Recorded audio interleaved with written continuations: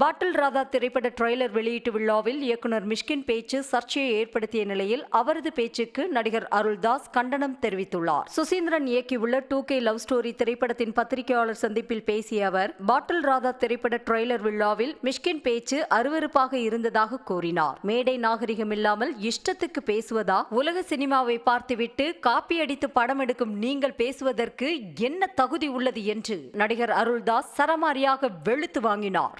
இந்த மேடை பார்த்தீங்கன்னா ரொம்ப ஒரு அமைதியாக, ஒரு ப்ளசண்ட்டாக, எல்லாருமே ஒரு பாசிட்டிவாக, ஒரு அன்பாக பேசுகிறாங்கல்ல.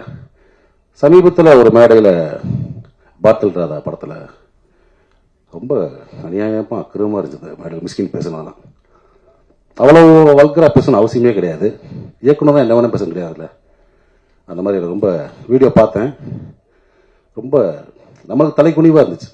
தமிழ் சினிமா இந்திய சினிமாவில் ஒரு பெரிய மதிக்கக்கூடிய ஒரு இடத்துல இருக்குது தமிழ் சினிமா.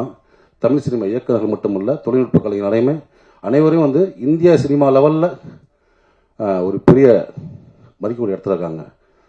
அதே மாதிரி இந்த மேடை இருக்குல்ல, ஒரு பிரசாத் தேட்டர் மேடை, பல ஜாம்பவான்களை பார்த்த மேடை. தென்னிந்தியாவில் இருந்து மட்டும் இல்லை, இந்தியா முழுவதும் இந்த மேடையில் அமர்ந்து பேசிட்டு போயிருக்காங்க.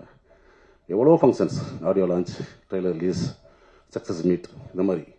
ஸோ அந்த மாதிரி மேடையில் இவ்வளோ பத்திரிகையாளர்கள் நண்பர்கள் இருக்கீங்க. நீங்கள்லாம் பெண் பத்திரிகையாளர் இருக்கீங்க, நம்ம நண்பர்கள் நிறைய பேர் இருக்காங்க. அங்கே பேசிக்கிங்க, வெளியே பேசிக்கிங்க. ஒரு மேடை நாகரிகம்னு ஒன்றும் இல்லையா? என்ன வேணால் பேசுகிறதா? அவ்வளோ புக்கு படிச்சிருக்கீங்கன்றீங்க, அவ்வளோ படங்களை பார்த்துருக்கோம், உலக படங்களை பார்த்துருக்கேன்னு சொல்கிறீங்க, அவ்வளோ உலகம் போல புக்ஸை படிச்சிருக்கேன்றீங்க. அப்புறம் என்ன அறிவு இருக்கு உங்களுக்கு? குறைந்தபட்சம் நாகரிகம் வேணாமா? ஒரு மேலே பேசுகிற பேச்சா? உங்களுக்கு பெண் குழந்தை இருக்குது, எல்லாத்துக்கும் எனக்கு பெண் குழந்தை இருக்குது, ஸோ எல்லாத்துக்கும் இருக்காங்க. ஸோ மேடை நாகரிகம்ன்றது ரொம்ப முக்கியம். இந்த மேடை எவ்வளோ நாகரிகமாக பார்த்தீங்களா? யாராவது தப்பான வார்த்தை அதெல்லாம் கிடையாது. தம்பின்னு கூப்பிடுறது வேறு. தம்பி நம்ம எல்லாத்தையும் கூப்பிட்றோம். வாடா தம்பி, உட்கார தம்பி, எந்திரா தம்பின்னு. அவன் நம்ம அண்ணன் நினைக்கணும். அது முக்கியம் ரொம்ப. அப்படி உங்களை யார் அண்ணன் நினச்சா எனக்கு தெரில.